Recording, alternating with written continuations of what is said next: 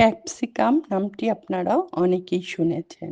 আজকে আমি ক্যাপসিকাম গাছ কিভাবে টবে লাগিয়ে বাম্পার ফলন পাওয়া যায় তা আপনাদের ক্যাপসিকাম লম্বা, গোল, বিভিন্ন সাইজের এবং লাল, হলুদ, সবুজ বিভিন্ন কালারের হয়ে থাকে।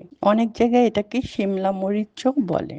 এই গাছ বেশি পানি দিলেও মরে যায়, আবার কম পানিতেও শুকিয়ে যায়। এই জন্য মাটি প্রস্তুত করতে হবে খুব সাবধানে। আমি 50% গার্ডেন সয়েল, 40% কিচেন কম্পোস্ট, 10% বালু আর কিছু ছাই দিয়ে মাটি তৈরি করেছি। ক্যাপসিকামের বিচি থেকেও চারা হয়। আমি নার্সারি থেকে 2টো ক্যাপসিকামের চারা সংগ্রহ করেছিলাম, আর তাতেই বাম্পার ফলন।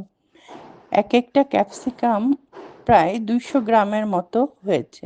এই গাছ সহজেই পাতা কুঁকড়িয়ে যায় বা ফুল ঝরে যায়।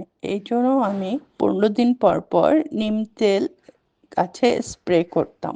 আর সবসময় আমি লিকুইড সার যেমন খোল পচা পানি আর কম্পোস্টে লিকুইড পানিটা আমি 15 দিন পর পর গাছে দেই। এই গাছ এপসাম সল্ট খুব পছন্দ করে, এই জন্য আমি মাসে 1 দিন এপসাম সল্ট গাছে স্প্রে করে থাকি।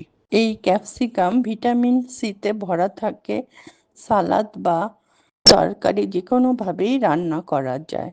এখনো আপনারা যারা এই গাছটি লাগাননি ঝটপট লাগিয়ে ফেলুন। আল্লাহ হাফেজ।